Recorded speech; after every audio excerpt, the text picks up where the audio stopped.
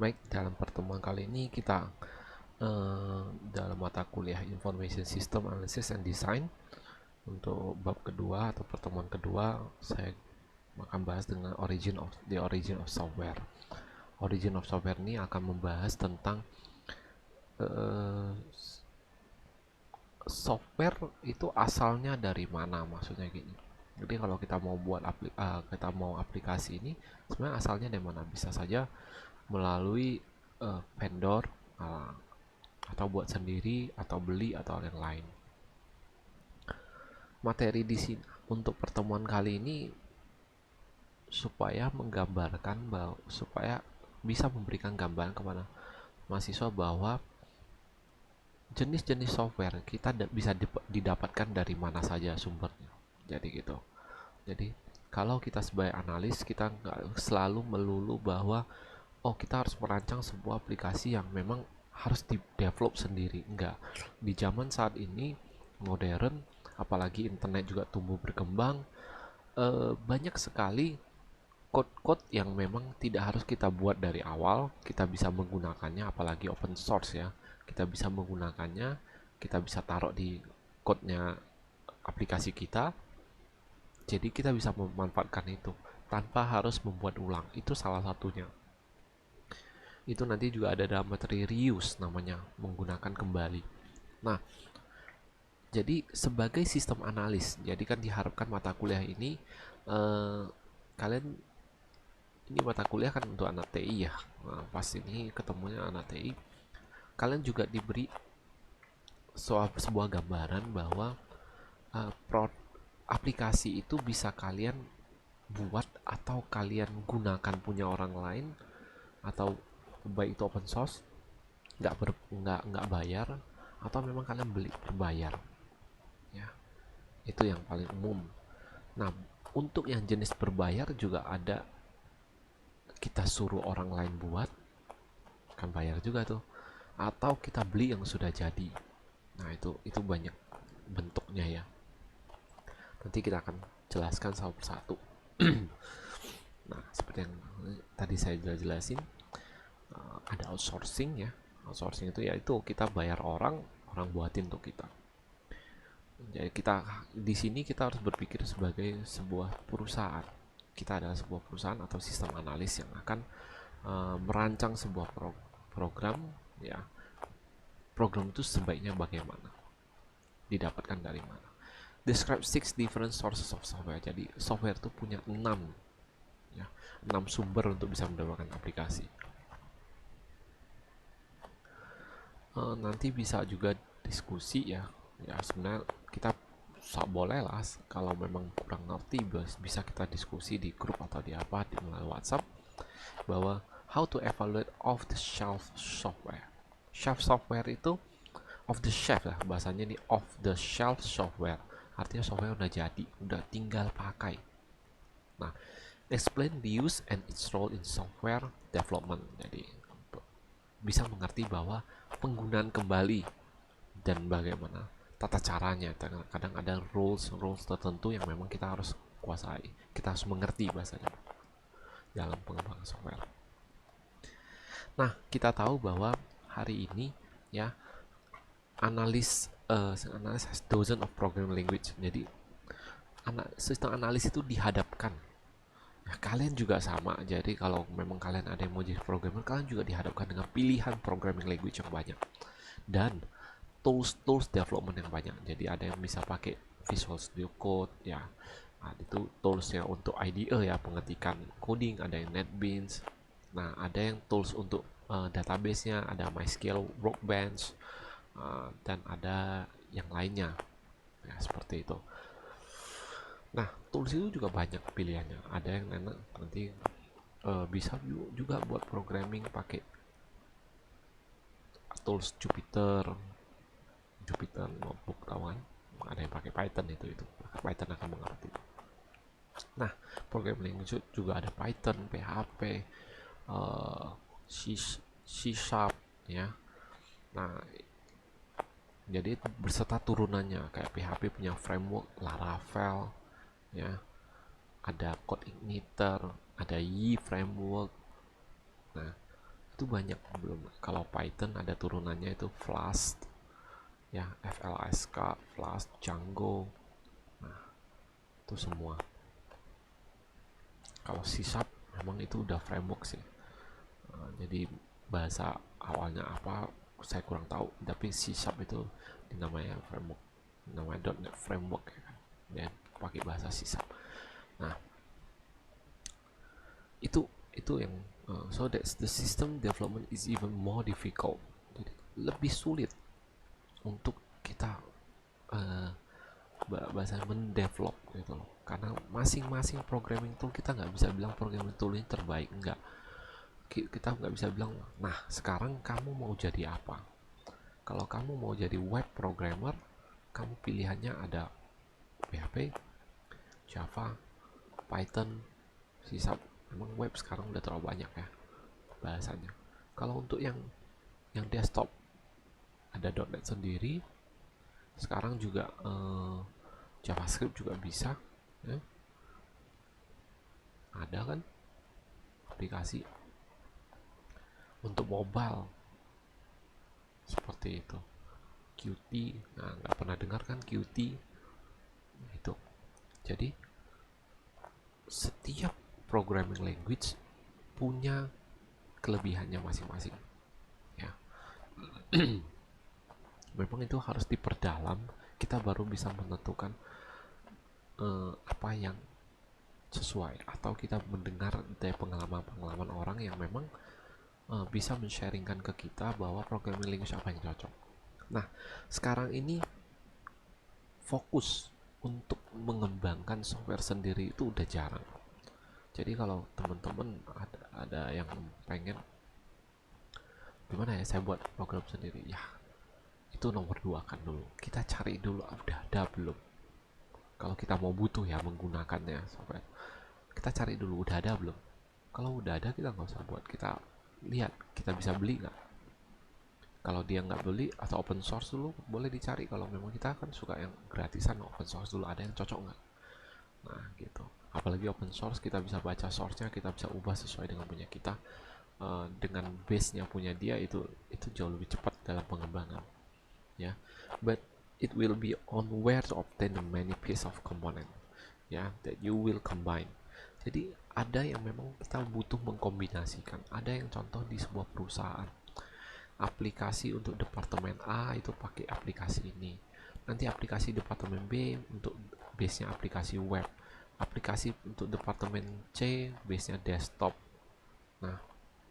Nah ini kadang menjadi sesuatu yang kita harus combine ya. Pasti suatu saat akan dibutuhkan namanya integrasi data ya, kita harus combine. Nah itulah tugas sistem analis, membantu untuk bagaimana merancang sebuah sistem yang memang terintegrasi dan baik, bisa berguna gitu.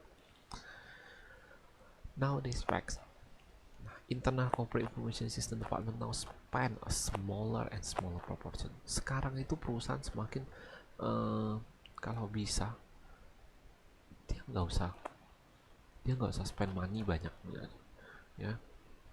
Yang penting bagaimana bisa mendapatkan software yang cocok buat dia.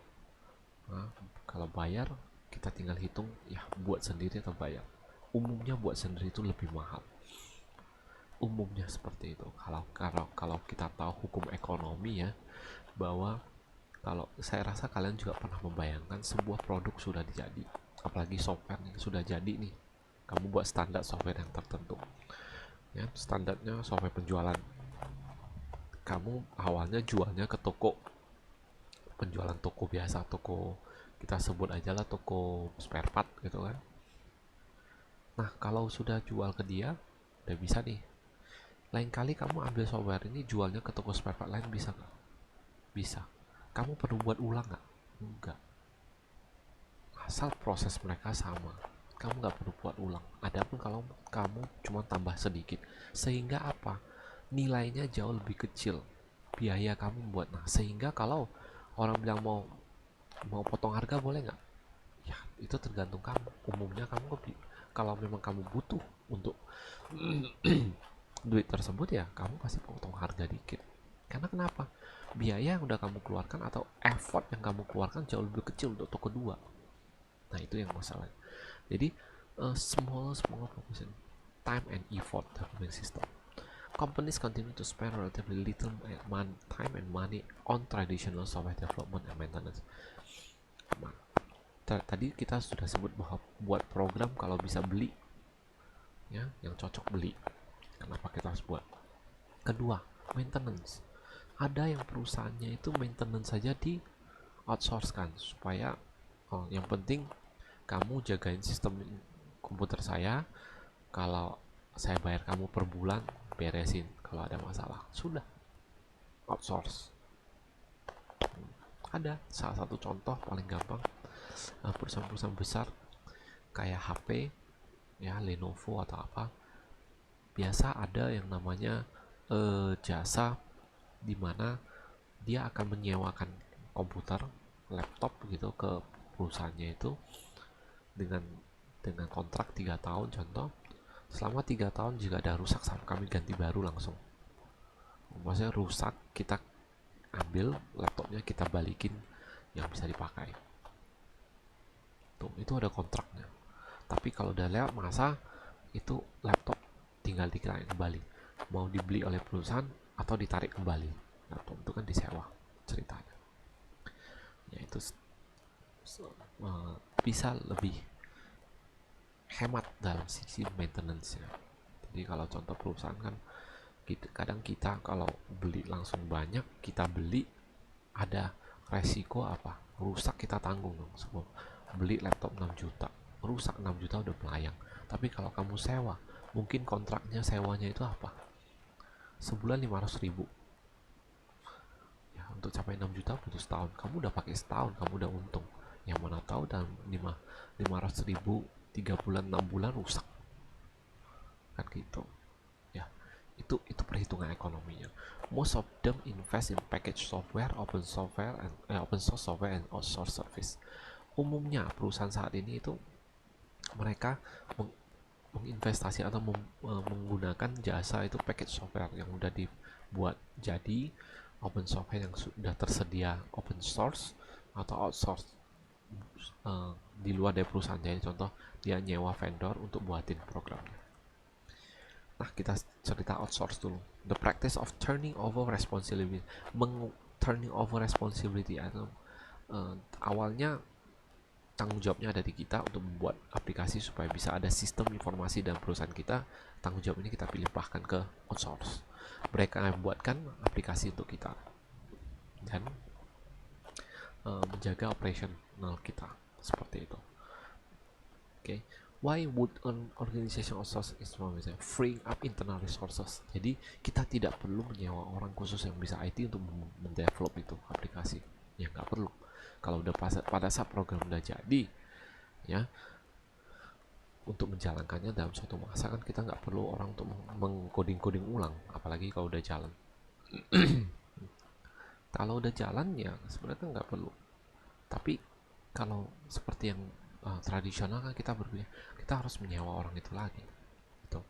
Increasing the revenue potential of the organizations, meningkatkan revenue potensial. Jadi istilahnya pada saat kita outsource-kan ke orang, pendapatan kita bisa lebih. Ya iya, karena kenapa? Contoh nih, kamu bilang buat software, setelah berjalan, contoh kita bilang mahal deh, kita nyewa satu programmer yang kerja sama kita, gajinya sebulan 5 juta, kita contohkan, kita beli software itu 20 juta, dalam 4 bulan sudah menutupi. Kadang software yang udah jadi 4 bulan itu udah bisa dipakai, diaplikasikan. Kalau dikasih 4 bulan untuk seorang programmer, apa mungkin dia bisa menyelesaikan itu sama persis dan bisa dijalankan? Dia dijalankan juga ada butuh orang. Nah, sehingga secara hitungan matematis ekonomi itu memang jauh emang lebih economical, ya, lebih untung kita outsource. Ya, kecuali ya kadang ada perusahaan-perusahaan yang memang punya ketentuan bahwa data-data perusahaan nggak bisa bocor. Kadang mau nggak mau seperti itu, dia harus nyewa orang.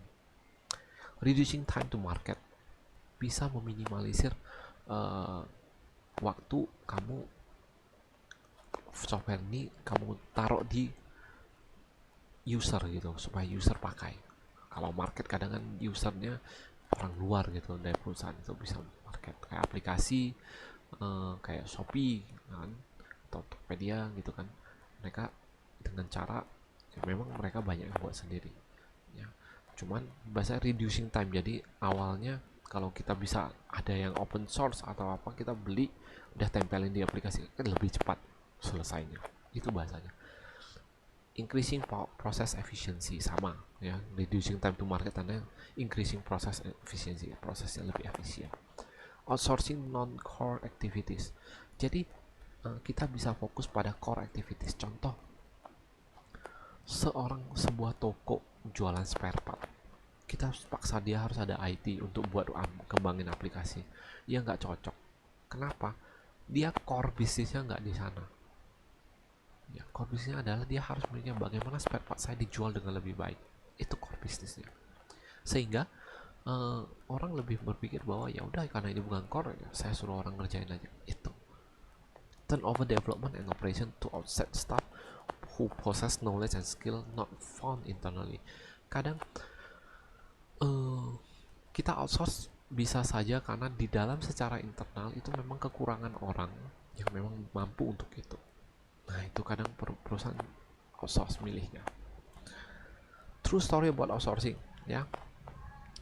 Outsource cost politically issue ya.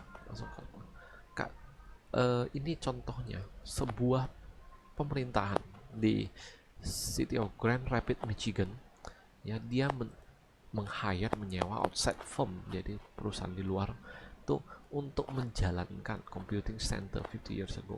Jadi mulai dari 50 tahun yang lalu udah bayar perusahaan untuk menjaga sistemnya mereka in order to better manage its computing center employee. Jadi kenapa? Jadi kalau saya sempat baca lebih jelas tentang ini, jadi gini, kalau kita apalagi pemerintahan, apalagi kayak kita pemerintahan kan kalau mau mecat orang itu kan sulit. Nah dia untuk menjaga supaya levelnya tetap tinggi dalam hal maintaining komputer sistemnya ya, dia mau apa, dia komputer sistemnya bisa tetap jalan dan selalu pada high value, dia rencana suruh perusahaan. Jadi kalau perusahaan ini tidak performanya bagus, dia bisa cari perusahaan lain.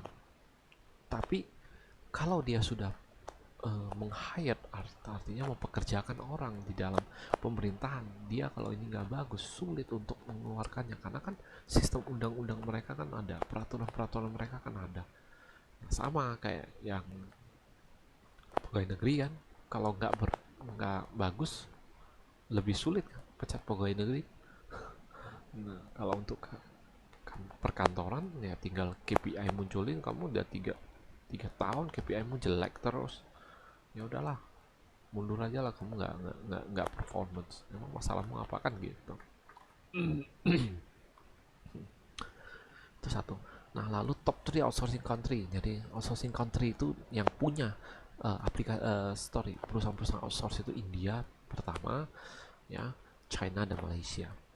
Itu menurut laporan 2017 by IT Kearney, di buku juga tertulis. Dan 10 top outsourcing itu dari 2003 sampai 2017 itu list 10 itu nggak berubah, maksudnya nggak terlalu berubah ya, didn't change ya. Jadi 10 itu ya itu aja gitu. As a system analyst, you should consult organization in your area that provides outsourcing. Jadi sebagai sistem analis, kita kan harus tahu nih di area kita itu ada IT company apa saja gitu yang memang bisa memprovide software. Okay. Nah kita ketahui itu, kita mulai menyadari oh di sini ya, kalau kadang ada perusahaan butuh, kita mau merancang ya kita tanya, oh bisa nggak dengan, ya udah lebih cepat.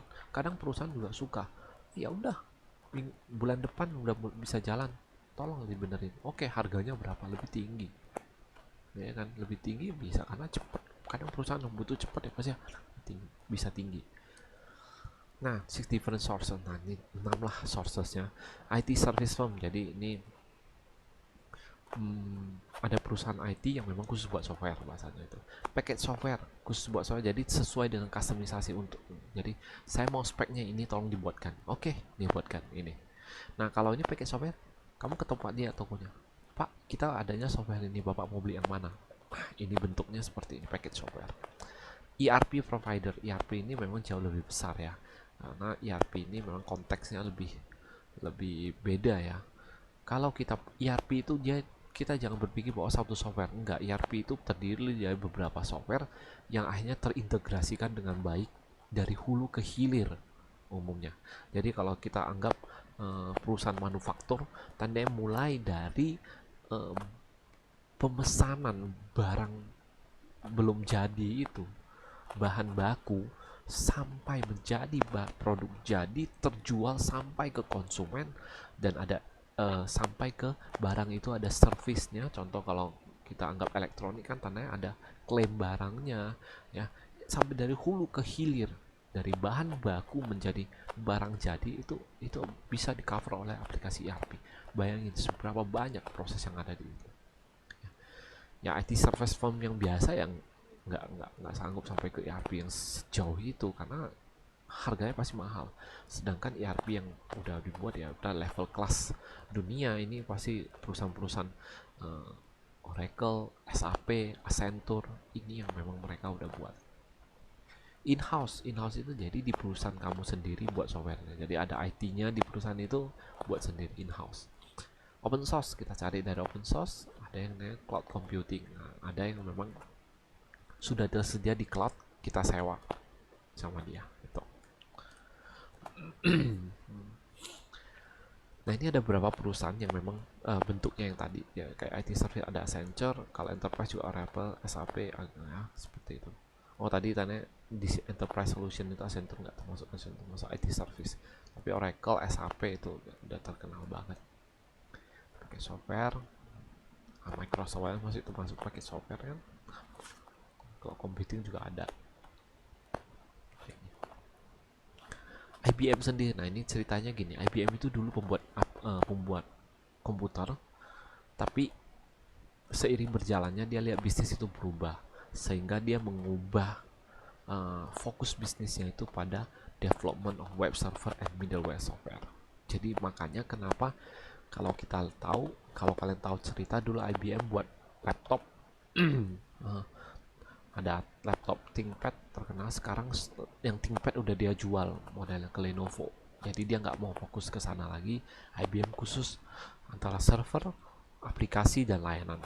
Itu IBM pakai software producer. Nah ini yang tadi ya, Microsoft, Oracle, SAP udah tinggal kita beli. ERP juga ada SAP ya, sama Accenture, Oracle, Salesforce ya. Cloud computing itu Salesforce. Kalau kalian lihat salesforce.com itu kalian bisa sewa aplikasinya, kalian gunakan semua maintenance-nya. Yang penting kamu beli usernya aja, kamu bisa pakai semuanya ya. Mereka yang atur ya sesuai dengan proses mereka. Open source software ya, ini boleh dilihat ya, banyak open source di sourceforge. Nih ini sourceforge.net. Nah itu bisa dilihat, itu semua rata-rata open source atau yang masih dalam tahap development. Jadi dia buka, kalau development dia buka orang ini kadang ada yang memang udah bagus, udah lama, akhirnya dibeli sama perusahaan, jual, diambil, jadinya nggak open source lagi, ada seperti itu. Kayak MySQL kan tidak open source lagi semenjak MySQL dibeli oleh Oracle, nggak open source lagi. Nah makanya muncul MariaDB yang mirip dengan MySQL. Nah MariaDB itu open source. Nah in-house development jadi dibuat sendiri di perusahaan ya, seperti itu. Lalu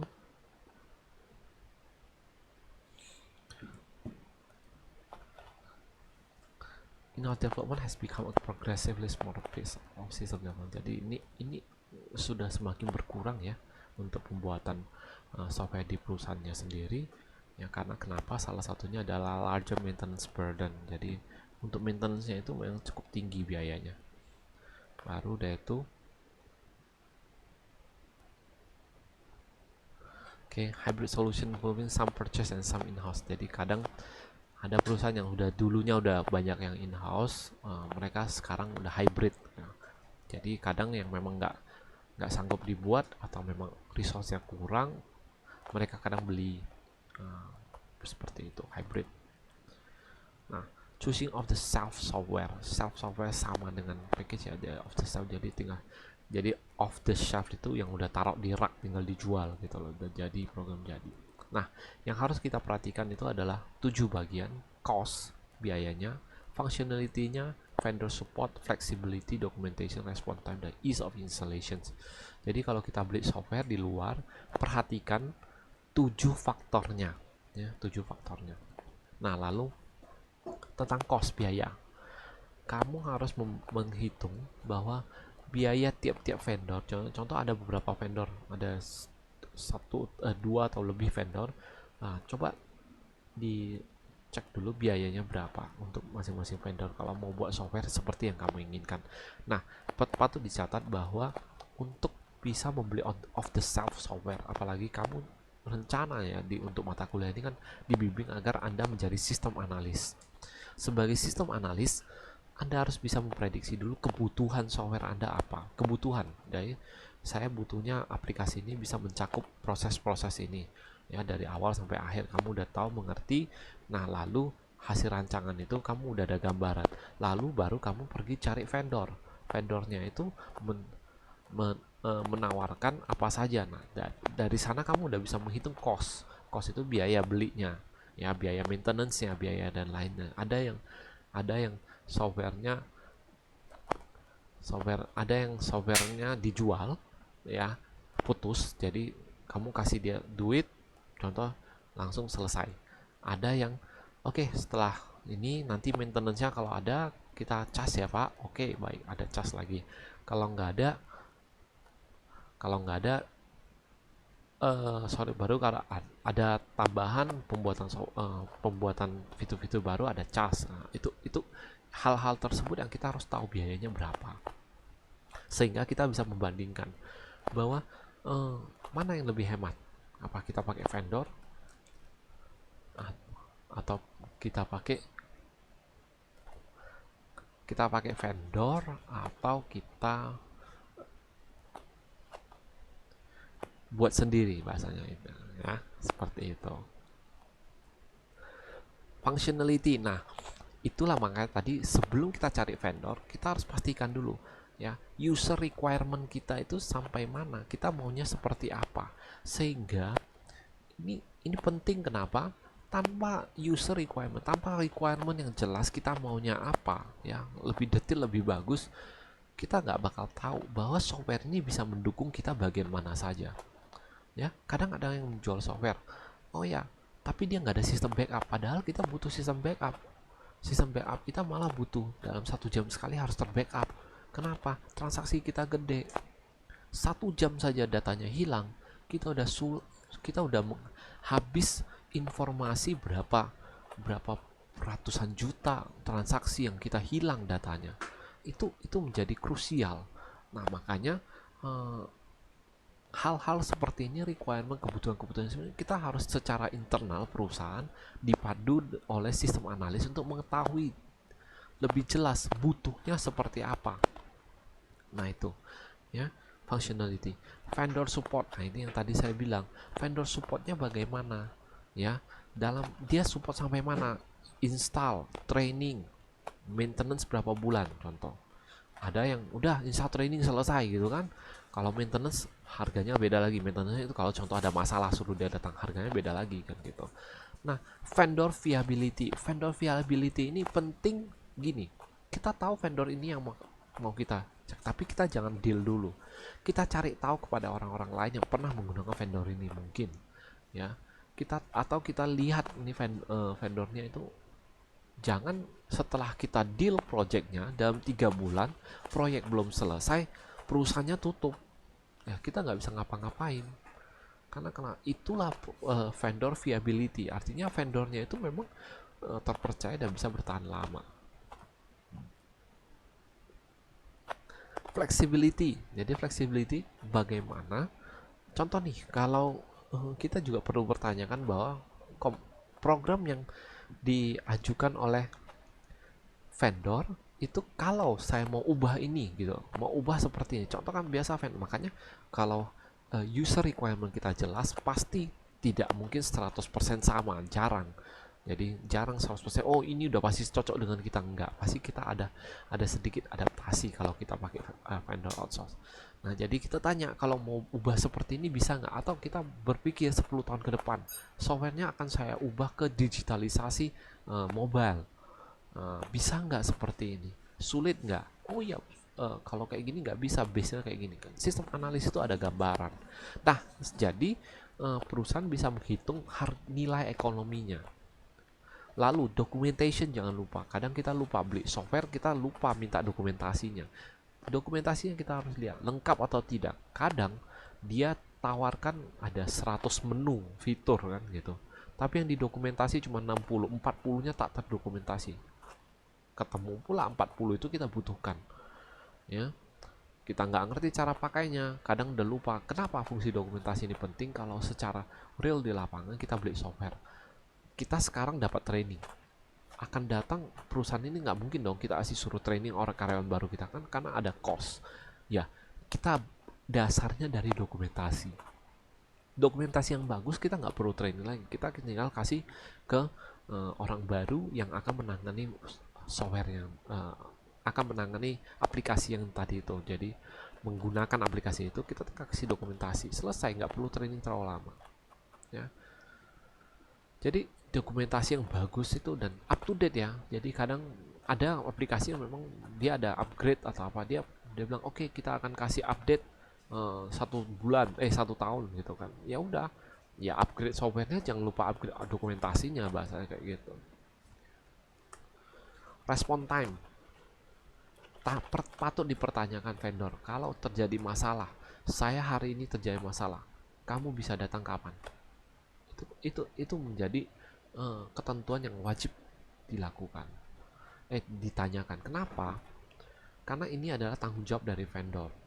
Ya walaupun kita bayar, tapi dia datangnya 2 hari, 3 hari, suka-suka dia. Padahal masalahnya udah besar gitu. Kan kita tahu kebutuhan kita itu sebenarnya kita hanya bisa tolerir 60 menit, 1 jam. Dia harus datang, dia harus selesaikan itu dalam 1 jam.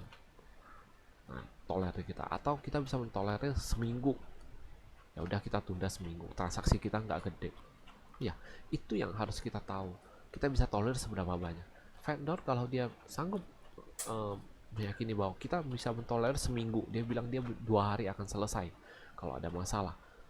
Oke, dari 2 hari kan kita bisa cas, kita bisa nggak bayar dia, atau kita bisa komplain ke dia untuk mendapatkan kompensasi gitu atas kelalaian dia dalam melakukan menuntaskan janjinya kan gitu. Ease of installation, mudah nggak diinstalasi? Apakah setiap kali saya mau instalasi tempat lain, saya butuh dia gitu, butuh vendornya? Iya, kalau ease of installationnya gampang ya kita nggak perlu takut. Tapi kalau instalasinya sulit, kita harus pikirkan vendor viability-nya bagaimana. Tahun ini oke, 2-3 tahun hilang, gimana kita bisa install lagi tempat lain? Akhirnya secara tidak langsung software itu nggak bisa dipakai, nggak bisa dikembangkan lagi, orangnya ya itu aja yang pakai gitu. Nah, there are 2 critical factor for successful project: acquisition dan people. Ya, acquisition dan people. Acquisition factor itu apa? Itu adalah tentang planning. Bagaimana kita memplanning bahwa kita butuh apa saja, requirement apa saja dalam software. Kita butuh software ini bisa apa saja gitu. Oh, bisa input penjualan, bisa input absensi karyawan, bisa ini. Itu yang perlu kita tahu dulu. Ya, karena tanpa kita menentukan determining all of the system requirement, kita nggak tahu requirementnya apa secara detail untuk perusahaan kita, pasti nanti kita beli software kurang sana kurang sini, akhirnya nggak bisa dijalankan seperti itu ya. Lalu kedua, people yang bakal make ini gimana, atau yang bakal ngerjain project ini orangnya punya otoritas nggak, atau otoritasnya nggak jelas. Atau nanti awalnya ini manual nih, setelah dijadikan aplikasi, eh, apa tanggung jawab orang ini jadinya nggak jelas, entah suruh dia pakai program atau tidak, atau suruh dia analisa. Nah, ini hal-hal ini yang kita patut tentukan juga. Jadi requirement kita tentukan, orang beserta otoritasnya kita tahu. Oh, ini nanti kita taruh di sini saja orangnya supaya dia punya kejelasan atas ini. Atau dalam kalau aplikasinya sedang dibuat oleh vendor, nah, orang ini nanti yang kita tentukan sebagai khusus dalam proses penjualan, dia paling ngerti nih, nanti dia yang bisa jelaskan. Otoritas ini jangan sampai ambigu. Kenapa? Eh, Orang itu menjadi faktor ya, faktor penentu aplikasi ini bisa dijalankan atau tidak. Karena kenapa? Tanpa orang juga aplikasi tidak akan berjalan dengan baik. Kemampuan orang kita belum bicarakan lagi, knowledge, kemampuannya, keterampilannya dalam menggunakan program itu juga menjadi bahan pertimbangan ya. Validating purchase software information. Nah, terakhir itu adalah kita harus, jangan lupa setelah kita mengerti, suruh vendor itu membuat proposal pengajuannya. Di sana proposal akan tulis jelas apa yang udah kalian ngomongin sebelumnya, sistem requirementnya bagaimana, yang bisa disupport oleh vendor bagaimana, itu semua jelas. Itulah proposal, fungsinya taruh sana ya. Beberapa poin yang perlu kita perhatikan. Remember to test not only the software but also documentation. Jadi ingat ya, ada proses, jangan hanya tes softwarenya, tapi cek kembali dokumentasinya lengkap nggak, training materialnya. Jadi kalau dia ada kasih training atau apa, bahan-bahan trainingnya jelas nggak ya. Even technical support fasilitas ya, facility technical. Jadi contoh nih, dia bilang ada call center yang bisa dipanggil. Oke, telepon call centernya nggak diangkat-angkat sering. Nah, kita harus cek ya, support facilities. Make sure that when test phase it is free or at agreed upon. Jadi bahasanya gini, pastikan, kadang vendor ada yang selama ngetes itu dia free, oke, free nih, tapi tesnya nggak lama, sebulan. Setelah itu kena biaya, padahal kamu butuh ngetes itu 3 bulan ya. Itu harus kamu jelaskan bahwa kalau kamu kasih sebulan agak sulit, saya butuh 3 bulan. Itu harus dinegosiasikan. Ada yang kasih free, oke, tes kasih free, wah 3 bulan, tapi sanggupnya 2 user, ya gimana ngetesnya gitu ya. Ada yang seperti itu. Kalau kebutuhan kita nggak cocok ya kita harus jelaskan ke vendor. Lalu remember to cross the information provided by vendor with your personal. Jadi ini gini, apa yang sudah diberikan informasi oleh vendor, kita jangan lupa cross check di luar dari vendor. Contoh teman-teman kita, ada nggak yang kena vendor ini, bagus nggak vendornya. Hal-hal tersebut ya, bahasanya informasi-informasi sosial itulah yang kita perlu gitu, supaya kita nggak salah memilih vendor. Kadang kan vendor manis di depan ya, belakangnya ya nggak, belum tentu bagus kan gitu. Nah, ada ini proses reuse yang tadi saya udah sempat bilang bahwa kadang software aplikasi dibuat berdasarkan komponen. Jadi komponen penjualan kita tinggal, oh nanti ada yang mau buat sama penjualan, ya udah kita tempelin aja komponen ini, komponen penjualan, udah bisa pakai langsung. Nah, itu adalah sistem reuse. Object oriented itu biasanya mengacu dalam segi reuse ya, karena mempermudah kedepannya kita bisa tinggal pakai gitu. Nah, reuse ini ada beberapa approach ya, ada ad hoc. Maksudnya gini, approach itu jadi pemanfaatan reuse itu bagaimana. Ad hoc itu enggak, itu memang buat sendiri ya. Ad hoc itu buat sendiri, itu jadi enggak ada hitungan reuse sebenarnya. Reuse level 0 itu enggak. Facilitate low, facilitate itu difasilitasi, nih ada loh nih, pakailah, oke, pakailah, ini ada nih, fasilitasi aja, dikasih tahu aja, oh ini ada. Nah, okay. Nah, lalu kalau difasilitasi ya dia kadang mau pakai, nggak mau pakai ya udah, mau manage, udah mulai diarahkan ya, mulai diarahkan, nanti pakai yang ini aja, oh ini nggak cocok ya, ya udah pakai yang ini. Nah, tapi yang desain itu desain itu memang dia udah dari perusahaannya gambarannya gini, dia dari awal udah tahu komponen ini kalau nanti ada tambahan ini dia pakai ini. Ini umumnya kalau pakai reuse ini yang paling maksimal itu menggunakannya itu ada IT company, software house lah. Mereka sudah membuat modul ini, nanti kena datang perusahaan nih. Contoh modul penjualan, pembelian, sama pengembalian, 3 nih. Oke, ada perusahaan nih yang datang lagi, saya mau modul penjual sama pembelian. Pengembalian kita nggak ada proses pengembalian, itu jual putus. Oke, nggak usah pakai modul, tinggal mereka masukin. Tapi saya mau tambah modul apa ya? Ada cek stok. Oh iya, baik, dibuatlah hanya modul cek stok tambahin. Selesai. Jadi penjualan pembelian itu nggak perlu lagi dipakai. Kalau dia cocok ya, umumnya sih ya memang kalau udah dibuat secara komponen umumnya mereka akan buat yang standar. Oke. Ini development cost and schedule resources. Kalau pakai number of project using reusable asset. Jadi kalau project-projectnya itu, jadi project pertama ya pasti naik nih, development cost yang naik. Wah, ini udah mulai pakai 50% nih. Wah, mulai. Tapi kalau sudah banyak yang reuse, cost-nya akan standar, merata gitu aja. Ya, number of project using reusable asset-nya cost-nya akan landai, nggak naik-naik lagi karena reuse semua gitu loh bahasanya. Oke, sampai di sini materinya. Mudah-mudahan dapat bisa mengerti. Kalau nggak mengerti, boleh ya di screenshot yang mana, coba ditanyakan di grup, bisa saya jelaskan ulang ya. Jangan lupa ya, kita tetap sama, tugasnya itu adalah buat ringkasan yang kamu mengerti dari materi ini ya, yang bisa kamu dapatkan mengerti. Saya nilai dari yang seberapa banyak yang kamu mengerti. Oke, semoga materi kali ini bisa bermanfaat ya. Salam sejahtera bagi kita semua. Terima kasih.